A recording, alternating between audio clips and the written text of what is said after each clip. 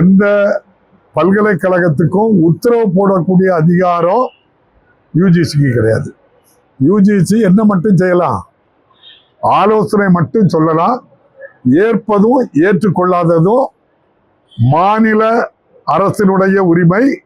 அதே போல மாநிலத்தால் இயங்குகின்ற பல்கலைக்கழகத்தினுடைய முழு உரிமை. அதில் யூஜிசி உத்தரவு போடுவதற்கு எந்த அதிகாரமும் கிடையாது. இல்ல, அவருக்கு அந்த அதிகாரமே இல்லையே. யூஜிசி இது போல பல முடிவுகள் எடுத்து பண்ணிட்டு இருக்கிறாங்க. நம்ம அதை கோர்ட்டு, சுப்ரீம் கோர்ட்டு ஒரிசாவில் ஒரு வழக்கு விஷயமாட்டு சுப்ரீம் கோர்ட்டு தெளிவா சொல்லிட்டு, யூஜிசிக்கு எந்த அதிகாரமும் உத்தரவிடுகிற அதிகாரம் கிடையாது, ஆலோசனை மட்டும் வழங்கலாம்.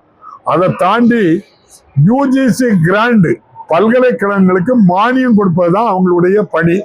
அந்த பணியை தவிர மீதி பணியை இப்போது ஒன்றிய ஆட்சியில் இருக்கின்றவர்கள் ஏவி விடுகின்ற ஏவலராக இருப்பது.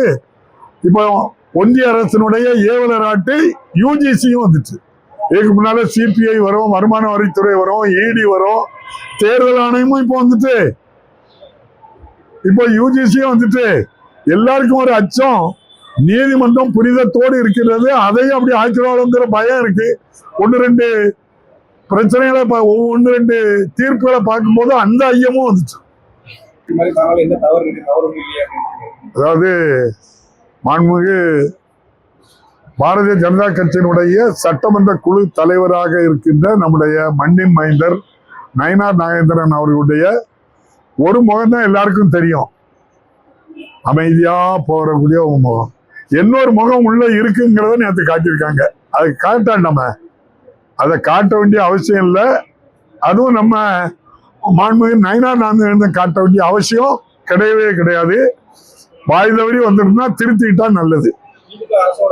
மதுரைக்கு தேவை எய்ம்ஸ் மருத்துவமனையை கொண்டு வாங்க தேவை, மெட்ரோ ரயில் கொண்டு வாங்க தேவை. அந்த ரெண்டும் தேவையில்லைன்னு மாண்புமிகு நயினார் நாகேந்திரன் சொல்லிட்டு இத கலவர பூமி ஆக்கணும்னு சொன்னாக்கி என்ன நியாயம் இருக்கு பாருங்க. அமைதியா இருக்கின்ற இடத்துல தான் கலவரம் பண்ண முடியும்.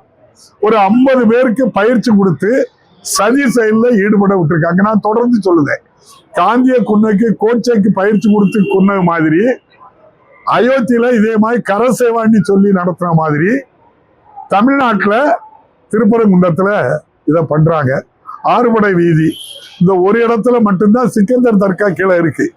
மற்ற 5 முருகன் இருக்கக்கூடிய பழனியோ திருச்செந்தூரோ திருப்பதியோ நம்ம திருத்தணிக்கோ இவங்க போகலையே. இங்க ஏன் பண்றாங்கன்னா அங்க சிக்கந்தர் தர்கா ஒண்ணு இருக்கு. ஒரு சண்டை உருவாக்கணும், ஒரு கலவரத்தை தூண்டணும். அமைதியா இருக்க தமிழகத்தை கலவர பூமியா மாத்த நினைஞ்சா இங்க நடக்காது. இங்க நடக்கிறது சட்டத்தின் ஆட்சி, மாண்புமிகு முதல்வர் நடத்துறாங்க. இப்படிப்பட்ட சலசலப்புக்கெல்லாம் பயப்படாங்க. எந்த ஆணையை கொண்டு வந்து மிரட்டினாலும் பயப்படக்கூடிய ஆட்சி இல்லைல்ல தமிழ்நாட்டுல.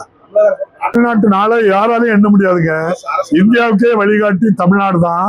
இந்த ஆட்சி தொடரும். நீங்க 67ல திராவிட ஆட்சி ஆரம்பிச்சது. யாராலையும் இந்த திராவிடத்தினுடைய அந்த கொள்கை இருக்கிற வரை யாராலையும் பண்ண முடியாது. திராவிட கொள்கையை பெரியார், அண்ணா, கலைஞர், அப்புறம் நம்முடைய மாண்புமிகு இன்றைய முதல்வர், துணை முதல்வர் அப்படி வந்துகிட்டே தான் இருக்குமே தவிர இது யாராலையும் தடுத்து நிறுத்த முடியாது.